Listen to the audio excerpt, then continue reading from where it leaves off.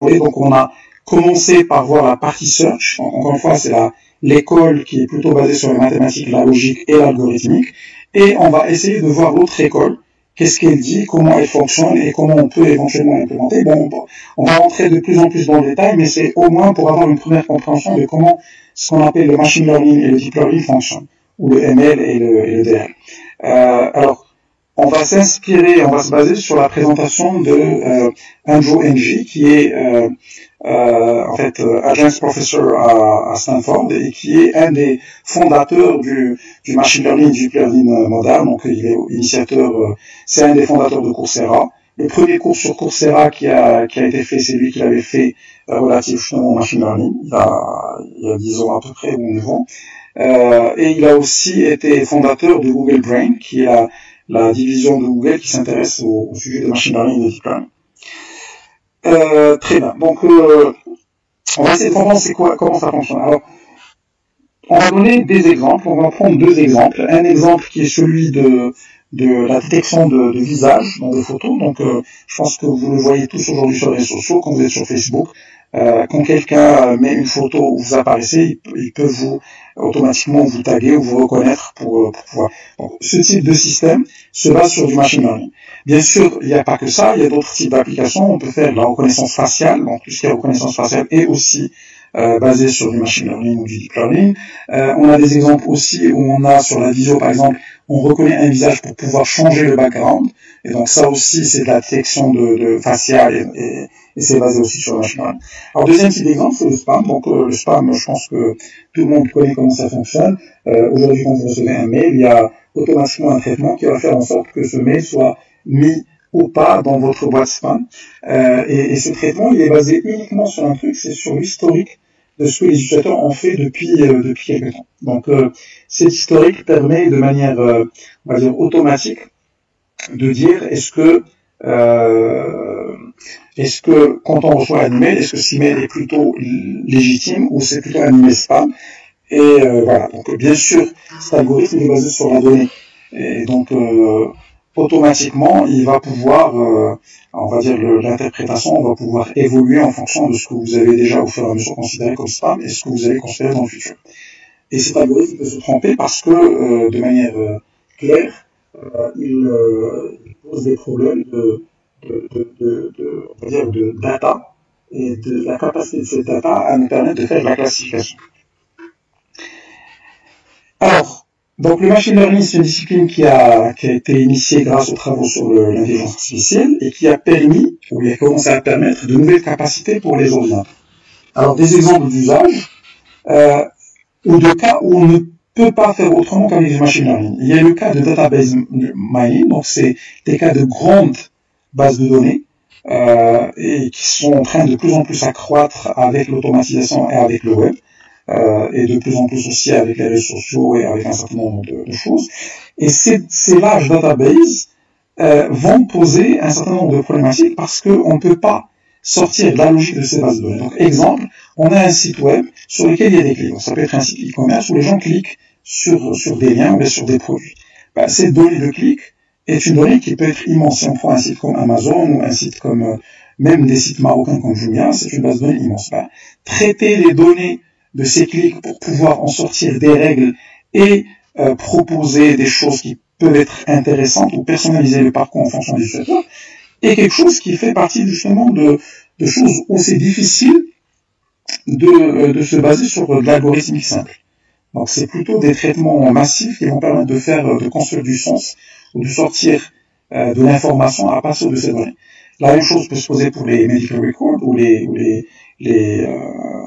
dossiers médicaux. Donc j'avais participé à un projet à Dubaï qui justement permet de sortir de l'information à partir de dossiers médicaux. Donc l'idée c'est quoi? C'est prendre un dossier, prendre d'abord une décision pour dire est-ce que le dossier est complet ou pas. Deuxièmement, dire est-ce que le dossier c'est une fraude ou c'est un dossier légitime. Et troisièmement, dire est-ce que ce dossier est remboursable ou pas. Et ce traitement ne peut se faire que justement avec des algorithmes qui permettent de gérer des grandes bases de données. Donc on rentre dans tout ce qui est en fait big data, etc. La même chose peut s'appliquer aussi à la biologie ou à l'ingénierie, donc notamment dans les usines aujourd'hui. De plus en plus, on a un certain nombre de données détaillées, des paramètres et ces données peuvent être traitées par des systèmes de machine learning. Deuxième type d'application, c'est tout ce qu'on ne peut pas écrire manuellement, qui va demander des temps énormes pour que ce soit écrit. Comment on peut écrire un programme qui va gérer une hélicoptère automatique? C'est très compliqué, ou même une voiture automatique. Le nombre de cas est tellement illimité, on n'est pas dans les mêmes modèles que dans les algorithmes de search, parce que on n'est pas dans un espace fini de cas, on est vraiment dans des espaces infinis, et c'est très difficile de pouvoir gérer ce type de choses. Donc, justement, Andrew Ng, il a fait cette expérience, il a travaillé sur des hélicoptères autonomes, et la meilleure façon de le faire, au lieu de partir coder une logique en disant si je suis à telle hauteur, à telle distance, si je ceci et cela, ce qu'il a fait, c'est qu'il a mis un programme, il a mis en place un programme, et ce programme, il va lancer des hélicoptères, dans des hélicoptères bien sûr de jeu dans la nature, et il va au fur et à mesure apprendre en fonction de ce qui va se passer. Donc il va bouger, l'hélicoptère va bouger, l'hélicoptère bien sûr de jeu va bouger, et en fonction de ce qui va lui arriver, il va commencer à construire des règles. Et donc voilà, donc comment apprendre à un hélicoptère à voler peut aussi se baser sur toutes les données que tu as, sur une expérimentation, sur les données qui sont sorties de l'expérimentation. C'est le cas aussi pour tout ce qui est reconnaissance de caractères, notamment en manuscrit, donc handwriting recognition. Ça peut être aussi valable pour le natural language processing, pour le computer vision. On en a parlé justement au début.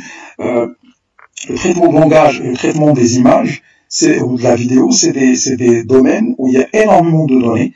La taille des données et la continuité de ces données fait que c'est très difficile de les traiter avec une logique, on va dire, algorithmique simple.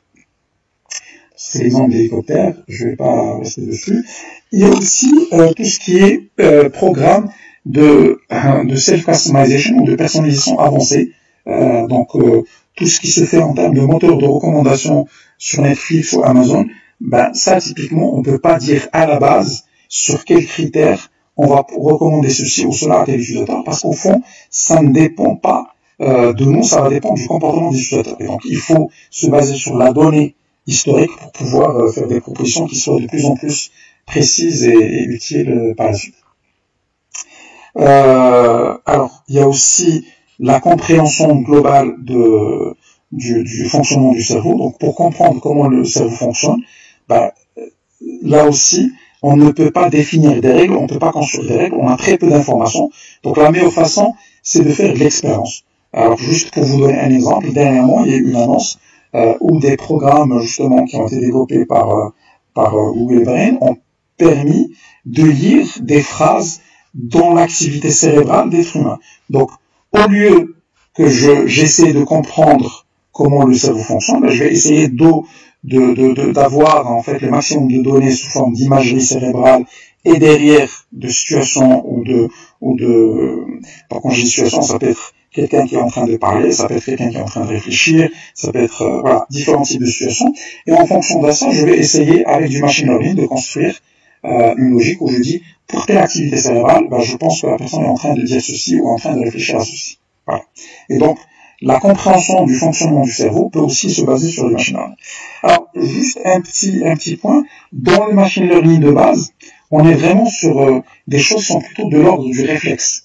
Ce qu'on fait, c'est ce que fait l'être humain de manière naturelle. C'est ce que j'avais dit dans le passé en disant que quand on voit un zèbre, tout de suite on va dire que c'est un zèbre. Il y a un réflexe naturel, on n'a pas besoin de voir dans le détail l'ensemble des pixels de ce zèbre pour se rendre compte que c'est un zèbre. Ce qu'on fait, c'est presque on associe cette image à une classification qu'on avait déjà et on dit ça doit être globalement un zèbre parce qu'il y a du noir et du blanc dans sa texture et dans la texture de sa peau et donc parce que là on fait cette année. Donc le réflexe c'est du machine learning. Encore une fois, c'est pas de l'intelligence mais c'est de la cognition de base. Après, au fur et à mesure qu'on évolue, on va aller beaucoup plus vers des disciplines comme celles qu'on a vues hier, dans des disciplines qui sont plus liées au search et à la logique, que des disciplines qui sont, on va dire, d'ordre d'apprentissage, qui soient supervisé, non supervisé, qui soit normal ou qui soit profond. Voilà, donc on est plus dans ces logiques. Très bien. Donc définition du machine learning. Donc bon, ça c'est la définition la plus communément utilisée dans la sphère scientifique. C'est la définition de Arthur Samuel en 1959, ce qui encore une fois nous renvoie au fait que c'est une discipline qui existe depuis très longtemps. Elle a été stoppée notamment à cause d'un article commun qui a été publié par des leaders de l'intelligence artificielle à l'époque, dont Marvin Minsky, et qui mettait en cause la capacité du machine learning à sortir du résultat. Et bien sûr, cet article il était basé sur la situation de l'époque en termes de capacité de computation et de données. Alors, en résumé, c'est quoi? C'est l'étude qui permet de donner des capacités aux ordinateurs, ou de permettre aux ordinateurs d'apprendre, sans être explicitement programmés pour ça. Donc, ça permet d'apprendre sans être programmé pour le faire. Et si vous vous rappelez, on avait fait la distinction en disant que dans les disciplines classiques, c'est-à-dire qui étaient basées sur la logique, les mathématiques et l'algorithmique, la complexité était au niveau du code.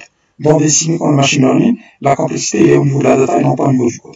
Et donc, ce que ça veut dire, c'est que, au fond, le code n'a pas été programmé explicitement dans le machine learning à dire comment on va sortir un objet d'une image ou comment on va sortir un animal d'une image. Ce qui va se faire réellement, c'est que c'est plus la pratique qui permet de le faire.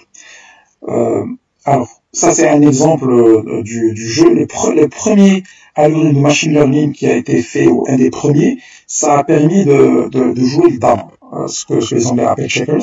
Donc dama, c'était un des premiers jeux qui a été fait avec du machine learning. Donc on a essayé d'enregistrer. Alors l'avantage du dama, c'est que les possibilités ne sont pas infinies. Donc le nombre de jeux reste plus ou moins acceptable. Et donc le fait de dire toutes les situations était quelque chose qui était jouable. Et ça a permis d'avoir un algorithme qui permet de jouer au dama de manière très très efficace. Voilà.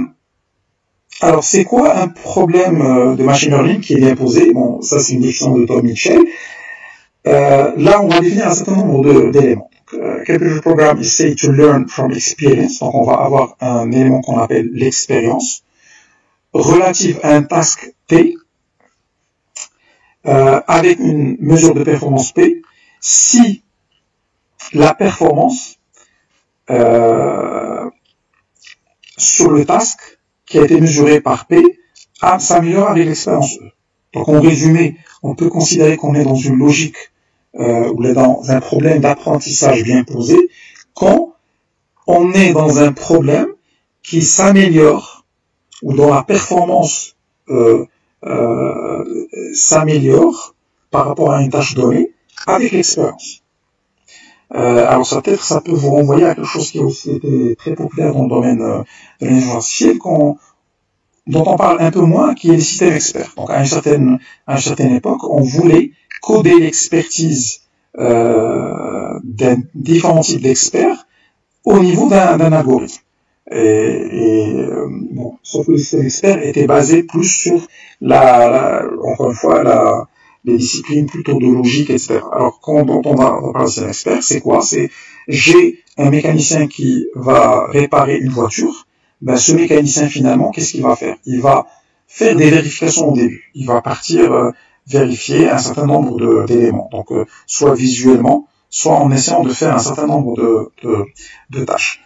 Une fois qu'il aura vérifié ces éléments, ben, ce qu'il va faire par la suite, c'est, à partir des éléments qu'il a vérifiés, il va faire une sorte de premier niveau de diagnostic en disant, je pense que ça peut être ça ou ça ou ça. Et sur la base de ça, il va rentrer encore plus dans le détail, il va refaire un certain nombre de mesures pour vérifier est-ce que les hypothèses qu'il a mis au départ sont plutôt correctes ou pas. Et donc, c'est comme ça que le système expert fonctionne. C'est en essayant de voir de quelle façon raisonne l'expert. Donc, quand je parle d'expert, ça peut être un mécanicien, ça peut être un médecin, ça peut être un avocat, etc. Je vais essayer de voir comment il raisonne face à un problème, à une tâche donnée. et je vais essayer de construire un système qui va simuler ce raisonnement. Voilà, donc maintenant, bien sûr, ce système a des limites. Alors, je vais juste, donc, dans le cadre de cette, c'est un petit quiz, donc je vais poser une question, et peut-être je vais m'arrêter là, parce que je pense qu'on est en train de dépasser le temps imparti. Encore une fois, je m'excuse pour le souci technique, j'espère qu'avec avec les outils de visio, on va avoir une meilleure qualité et un meilleur suivi. Mais pour revenir donc à la question que je vais poser, elle est très simple.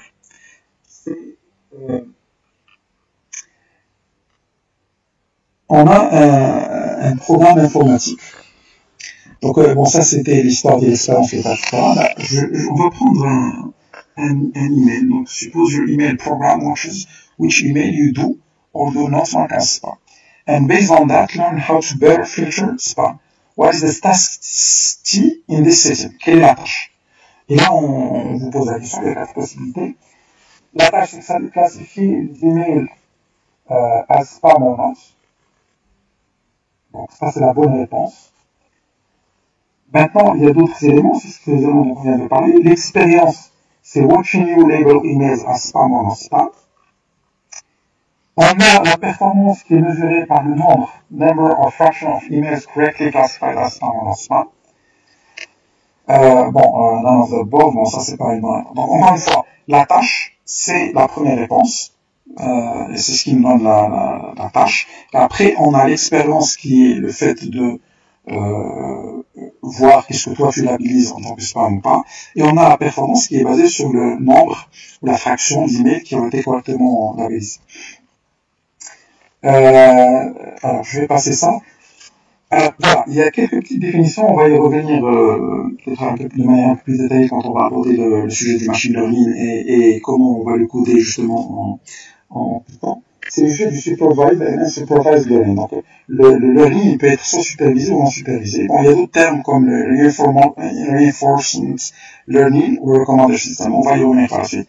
Mais par contre, supervised learning, je vais quand même faire 2 exemples. Pour faire comprendre ce que c'est qu'un supervised learning et un non-supervised learning. Alors, supposons que notre problème, on a aujourd'hui des données qui permettent de nous donner, en fonction du nombre on va dire de mètres carrés, qui vont nous permettre en fait de savoir quel est le prix d'un appartement par rapport à cette taille d'appartement. Donc, on a sur l'axe X les superficies et sur l'axe Y la partie des prix. Et donc on va voir tout ce qui est sous forme d'étoile de X, c'est les données dont on dispose. Alors supervised learning, donc là on est dans un schéma de supervised learning parce qu'on connaît la réponse pour un certain nombre de cas. Donc on a des cas qui ont été annotés où on a le mètre carré et on a le prix. Très bien. Ça va revenir à une logique de régression. Donc, je pense que vous avez déjà vu dans d'autres cours, notamment sur la FDA, la notion de régression. La régression, c'est une manière de modéliser une sorte d'un nombre de points dans l'espace. Il y a différents types de régression, mais on va prendre le cas de la régression linéaire. C'est qu'on va essayer de s'approcher de la forme de cette donnée en se basant sur une ligne qui va essayer d'être le plus proche avec les points qu'on a identifiés. Et on va essayer de prédire tous les prix qu'on n'a pas en se basant sur les points de cette ligne. Donc, si je prends le cas j'ai des données pour 500, pour 1000, pour 1500, et je veux connaître quelle est la valeur, quel est le prix pour un appartement de 750 feet, donc pieds, je vais essayer juste de trouver cette information à partir de la ligne sur laquelle j'ai essayé de supposer que cette ligne représente globalement, grosso modo, plus ou moins les données que j'ai.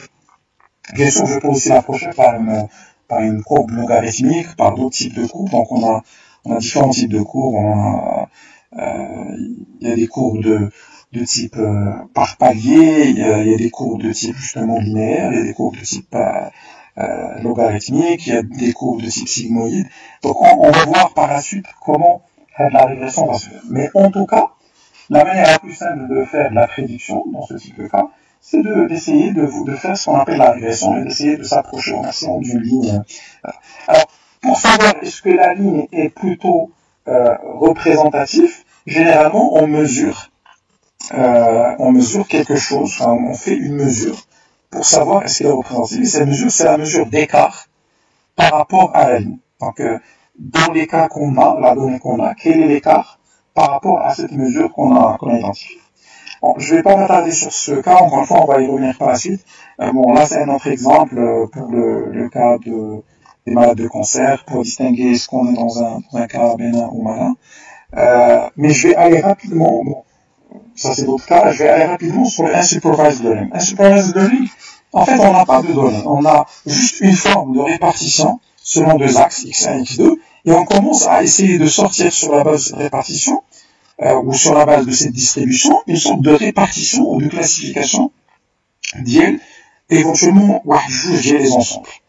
Sans savoir à des ensembles qui correspondent à quoi. C'est-à-dire, on n'a pas, on va dire, certaines valeurs, mais on ne sait pas est-ce que réellement ils ont une caractéristique commune. Donc c'est plus un regroupement sans que on ait des données. Donc l'insupervised peut aussi s'appliquer dans un certain nombre de cas.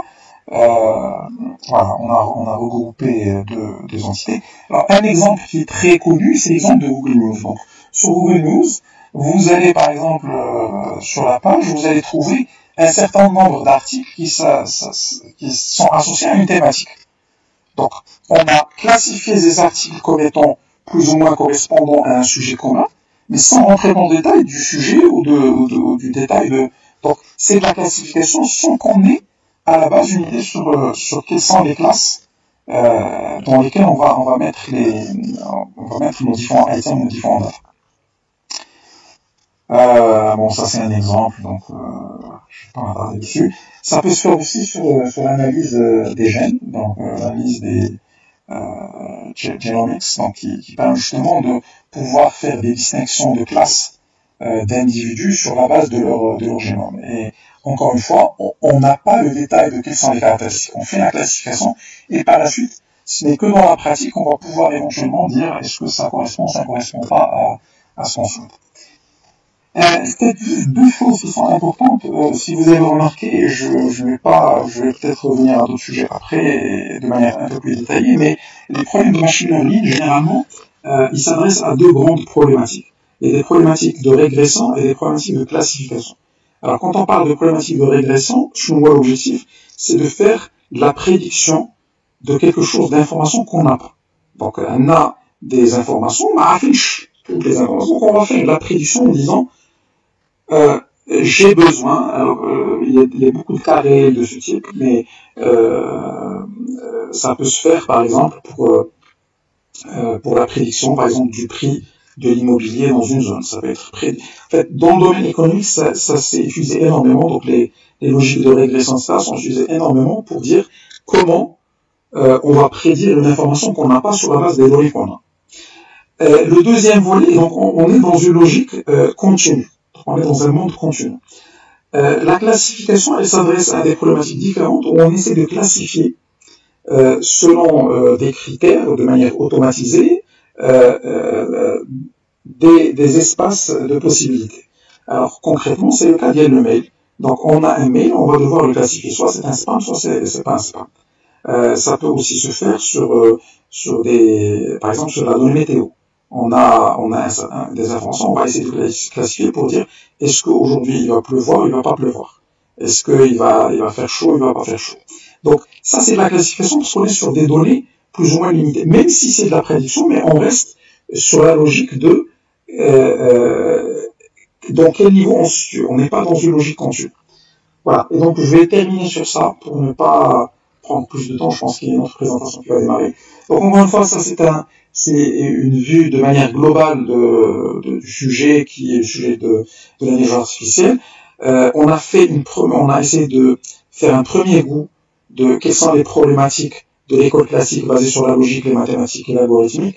en se basant sur le sujet du search. On a essayé de voir un programme hier en Python qui permet de faire un algorithme simple. Là, on a essayé de voir de manière un peu plus claire ce que c'est que machine learning. Bien sûr, on rentrera dans le détail sur comment on va programmer. Alors, je vais peut-être juste terminer en donnant deux ou trois conseils. Premièrement, donc comme j'ai dit hier, rentrez sur le site python.org, installez le compilateur Python et l'IDE de Python. Essayez de voir les exemples parce que ça permettra aussi de connaître comment un programme informatique fonctionne. Deuxième chose, il y a un site que je recommande pour commencer à apprendre les premières bases de Python. C'est le site Code Academy. Donc, je sais pas si je vais pouvoir le projeter. Je pense qu'il devrait être là.